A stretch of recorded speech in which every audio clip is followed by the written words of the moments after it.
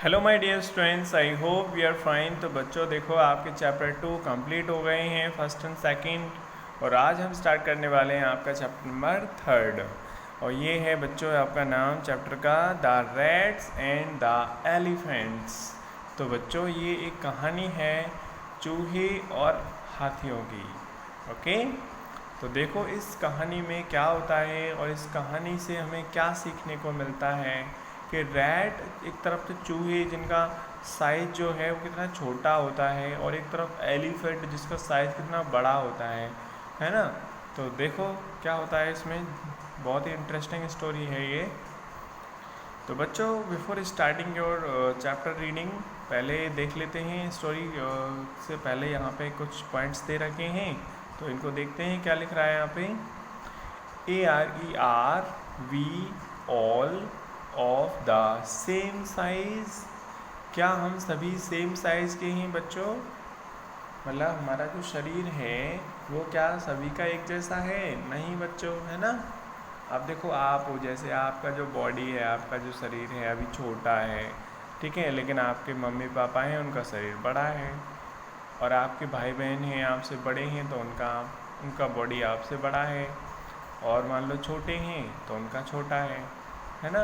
तो सबका जो बॉडी का साइज़ है वो अलग अलग है।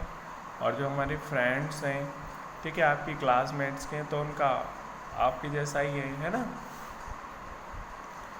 कैन अ स्मॉलर एनिमल, एक छोटा एनिमल, हेल्प अ बिगर एनिमल, क्या एक छोटा एनिमल किसी बड़े एनिमल की हेल्प कर सकता है बच्चों बिल्कुल कर सकता है, ठीक है।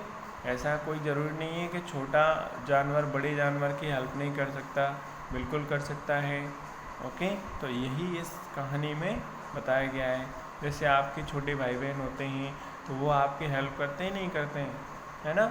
या फिर आपके बड़े भाई बहन हैं तो आप उनकी हेल्प करते हो, है ना।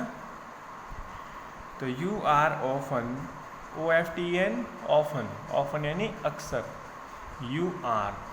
You are often asked to help your younger sisters, ठीक है बच्चों। तो आपको बोला जाता है कि आप अपने छोटे भाई बहनों की हेल्प करें, एंड ब्रदर्स, ठीक है, छोटे भाई बहन जो हैं उनकी हेल्प करें। डू यू हेल्प देम, क्या उनकी आप हेल्प करते हो? How do your younger brothers and sister help you, और आपके जो यंगर ब्रदर और सिस्टर्स हैं यानी छोटे भाई बहन हैं वो आपकी कैसे हेल्प करते हैं? यंगर यानी छोटे, है ना, छोटे भाई बहन। तो चलिए बच्चों स्टार्ट करते हैं स्टोरी। देखो बच्चों यहाँ पे एक फॉरेस्ट है, जंगल है, उसमें रैट्स हैं काफ़ी सारे, है ना, रैट्स रहते हैं। और ये एलिफेंट कितने हैं, है ना, इनका झुंड है पूरा। ओके, तो देखो लॉन्ग लॉन्ग एगो मतलब बहुत समय पहले की बात है। लॉन्ग एगो यानी पहले। एगो का मतलब क्या होता है, बोलो। एगो मतलब पहले, यानी बहुत समय पहले की बात है। एगो बहुत पहले की बात है। A group of rats,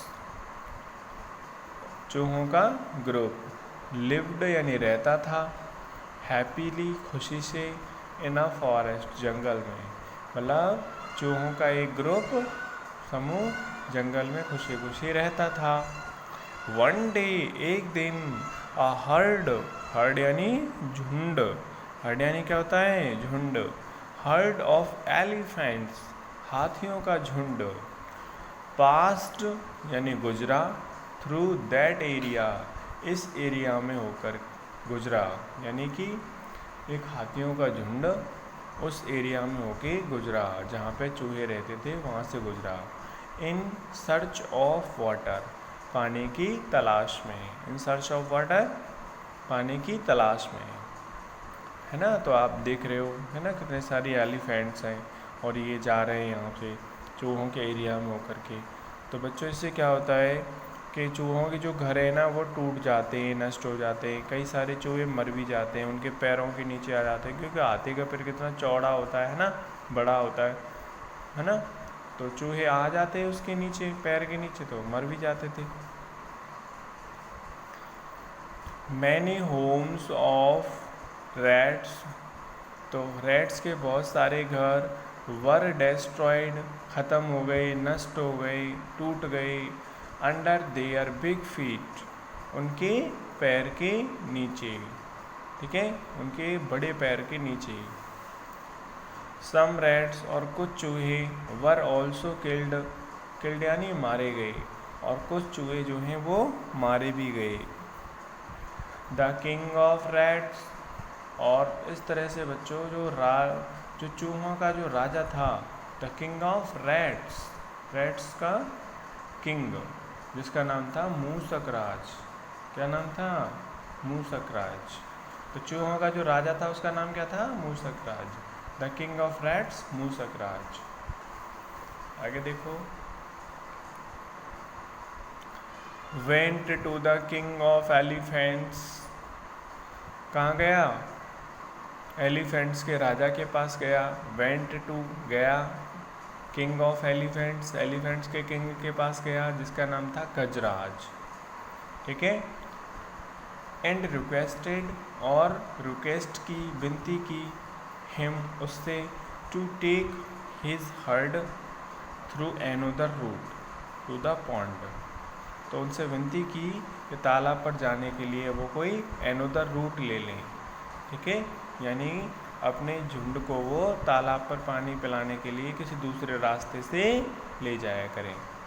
he accepted, तो इस तरह से जो राजा था एलिफेंट्स का, गजराज, उसने वो मान गई, उनकी स्वीकार कर लिया उन्होंने उस रिक्वेस्ट को, ठीक है।